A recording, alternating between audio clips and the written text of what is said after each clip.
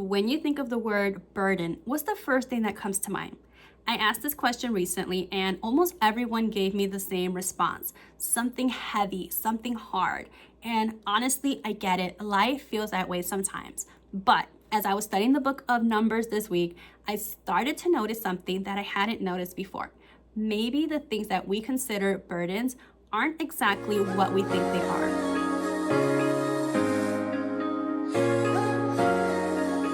Welcome back, friends. If you're new here, my name is Michelle. I am the creator behind Rooted and Thriving Mama, homeschooling mom to 4 kiddos, and I love being able to help other women be able to find peace and purpose in the everyday life through faith and scripture. In today's video, we are kicking off a brand new mini Bible word study series.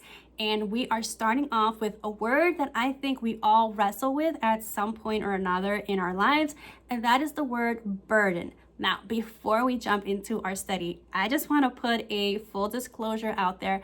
I am by no means an expert in scripture at all. I am still very much new in my walk. I am learning as I go along. I have not read the Bible in its entirety. But the more that I read scripture and the more that I dive into it, the more I want to be able to share it with others. So that is what inspired this series. And I really hope that you stick around and learn right alongside with me.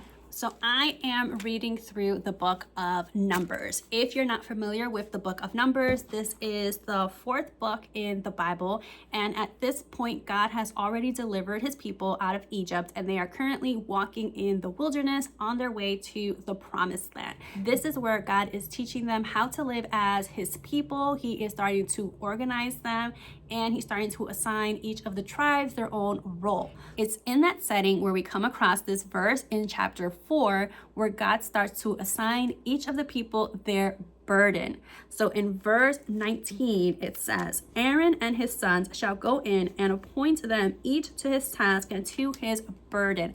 And he uses the word burden a few more times in this chapter.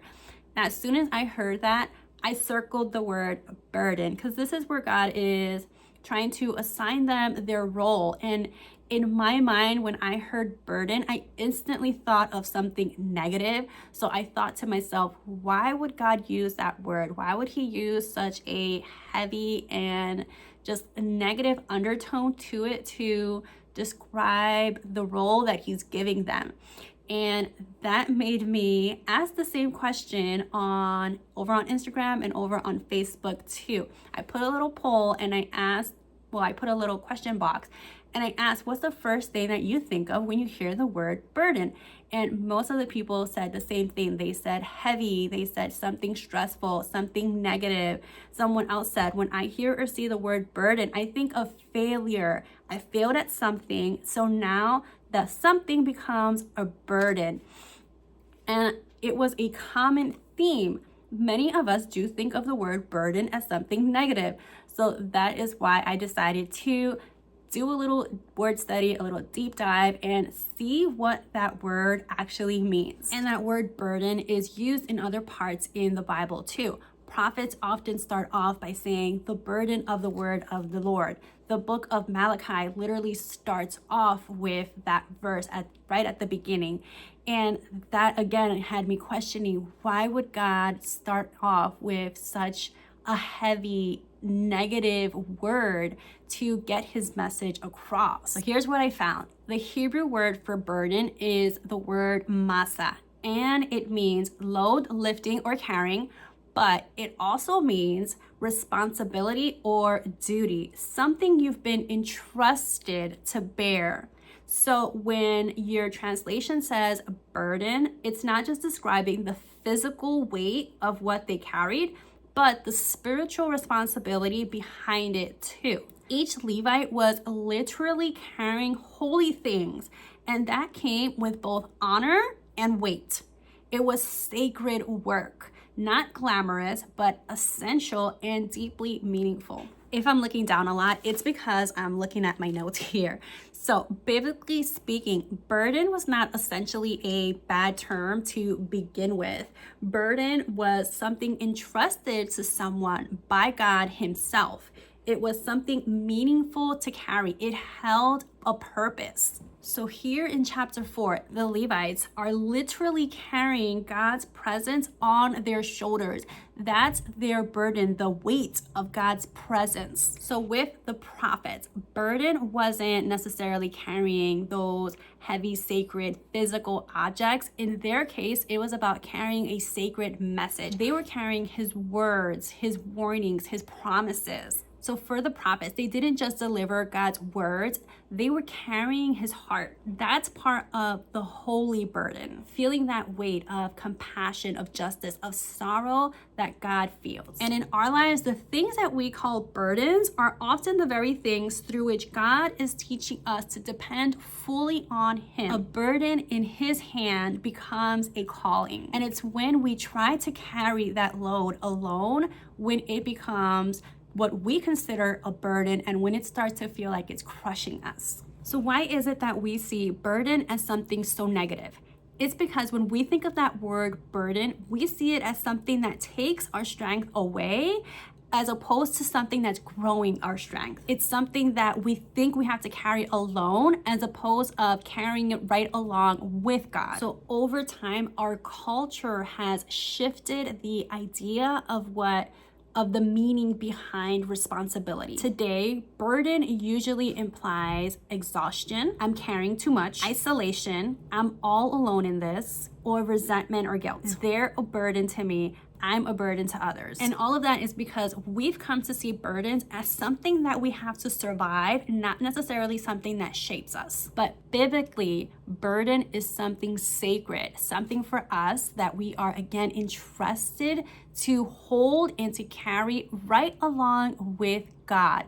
So when we think of the things that society say is a burden, for example, kids are often looked as a burden. They're keeping you from something. That's not true. The reality is that God is entrusting you with those precious blessings to help you, to grow you. Personally, I didn't get my life together until I had my daughter. I had her at a young age. I wasn't married, still living with my parents. I thought that my life was going to be over, when in reality, it made me stronger. It gave me a purpose. And that is where God finds us. He gives us these things that we think are our burdens, are these heavy weights on top of us that the world intended to crush you, but God intended to strengthen you, to build you up. Think about it. It's when we're in our lowest that we tend to seek God out more.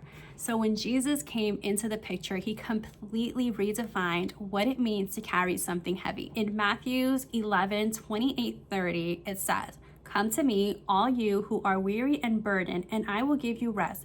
Take my yoke upon you and learn from me, for my yoke is easy and my burden is light." Here, he wasn't saying that life would be weightless. He was saying the burden of walking with him is different. It's not oppressive, it's shared. It's carried with love and not fear. When you walk with Jesus, your burden becomes purposeful instead of painful. God entrusts us with something that carries both weight and purpose. It's not random suffering, it's a call to partner right there alongside his heart. So, I hope you got something from our little Bible word study. Let me know in the comments. Please share, what are your thoughts? What do you think of when you hear of the word burden? Do you agree with what I saw in the scripture, or do you see something else? Let's have the conversation. Let me know below. Like I said, I'm still very new. I'm still learning as I go, and I just wanted to share this with you guys. I thought it was pretty eye-opening for me. I hope you got something out of it too. And if you haven't done so already, don't forget to like and subscribe and to hit the little notification button so that you are notified when a new video comes up. I will be doing a few more of these mini Bible word studies. I have one that I was doing the other day on the wilderness that I'm super excited to share with you guys. So I hope that you stick around. Till next time, guys, thank you so much for watching. Bye, everyone.